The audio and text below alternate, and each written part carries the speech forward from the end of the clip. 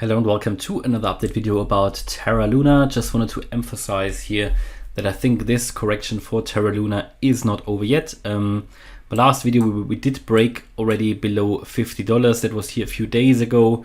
We then yesterday moved all the way up to $54. People are already asking, is this downtrend already over? Even if you can see here, we haven't even broken in any way. Even if I didn't draw this too very accurately, but we haven't broken in any way here this descending trend line. So the downtrend is still at play. Also, if you just use trend lines here, you can see that. What is noteworthy though is that we are in some sort of a descending wedge, which should normally break to the upside. Yeah, so at some point we might see here, probably in the next few days even, we might see a little bit of upside. Yeah, so this could break really when that descending trend line is broken, pretty much similar to what the sandbox is doing. A lot of altcoins are currently breaking their descending trend line. It doesn't necessarily mean the whole downtrend is over, but it means some immediate recovery before maybe another final sell-off, which I would still which I would still expect before we go to new all-time highs. It did break obviously here this head and shoulders pattern. We talked about that in the last video. We talked about this wave 5 here back in December, then the A, B and C correction, which is currently happening, with that wave B being absolutely in the all the way spot on, all the way up to the 1.38 fib level, which is the maximum extension of an overshooting wave B. Yeah, you can see that wick coming up there. I took profits up here at $97, pretty much at the top, very nice. And I'm starting to dollar cost average in already. I actually forgot when the buy orders were triggered, but it was very, very recently, only a few days ago. And so again, with that strategy, I'm good both ways, because I'm investing basically. I'm not just short-term trading, I'm investing, but I'm taking profits at strategically, strategic levels basically, yeah.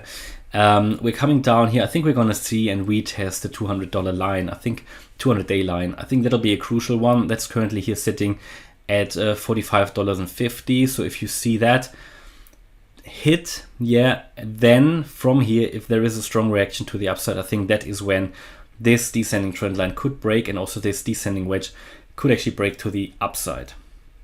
Overall, as you know, I do expect some further downside, generally by looking at the Elliott waves and looking at what Bitcoin is expected to do.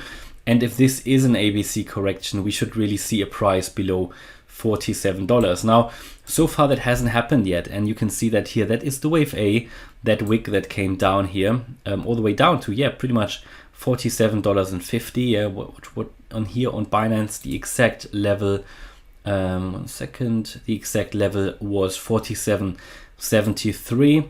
So we haven't really broken that, and I'd love to see that happen, because that then could trigger some more downside potential, possibly to the 200-day line.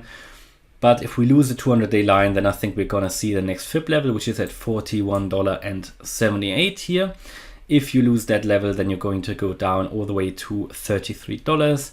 That's the 0.618 fib level, the most important and most relevant one.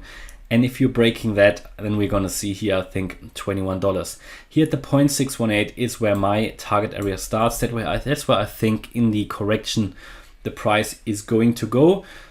But I think that is what we need to see. That is what we need to see, the 0.618. But of course, it doesn't necessarily need to happen. I think this is the area where, with the highest probability, we would see Terra Luna to go into. But if it doesn't, I start to dollar cost average in already. Happy to do that, because I think that project has a lot of potential. Took profits up there, and I'm starting to dollar cost average in close to these fib levels here. That's my strategy, and I'm willing to hold that a little bit longer, because I don't think we are going to enter a year-long bear market. Could be wrong, but that's what I think anyway. You should never invest any money that you're not willing to give up for maybe 1 or 2 years, because that is typically how long you would see that sort of downtrend. If we really see a longer bear market, which I don't think at this stage is going to happen, I think we're going to see a fairly quick recovery. But again, nobody has a crystal ball. But these are the key support levels. And in terms of resistance, obviously we've got that descending trend line. Then the first key level of resistance is this $50 level, the 0.382 fib level that we broke above here yesterday, but we've already, it was only a fake out to the upside, so we're coming down again.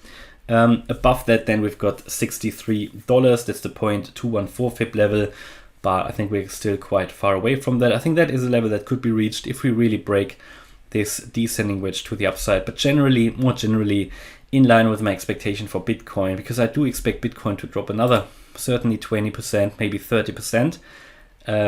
Possibly even 30%, rather 30%. Then we would see here, Terra Luna, that would work out pretty well, with maybe a 32% drop from roughly where we are now, or 30% to the $33 level here, the 0.618 Fibonacci retracement level.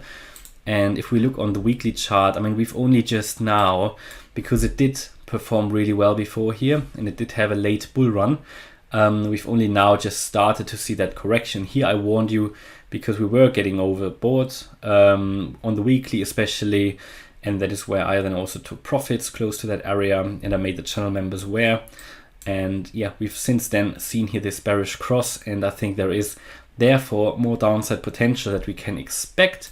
Would be actually surprised if we don't expect, if we do not see that. And I mean, on the 4-day chart, which is also quite meaningful, we also see this currently playing out. There is no sign of there is no sign of a reducing selling pressure at the moment. And that's my view here on Terra Luna at the moment. Very good long-term project, I think, very good project anyway. It needed to correct, especially after it did pump that much. That in the end was just a wave B. We have been correcting down, and we're getting closer to the target area. So don't get too surprised by any sort of short-term ups and downs here. This is normal. Even in an uptrend, you get sometimes these stronger moves to the upside, as you see here in an uptrend, where you also always see a little bit of correction to the other way, to the other direction. So you go all the way up here, you come down less, of course, making higher highs and higher lows, and you go up again, go to the peak, retrace, but this was already the top then, and then you started to roll over here, making a lower high, and also here lower low, and then we started to really roll over, do that correction here, and we're now pretty much at 50% of the all-time high, I think, maybe even a little bit more than that. And hopefully you like the update about Terra Luna.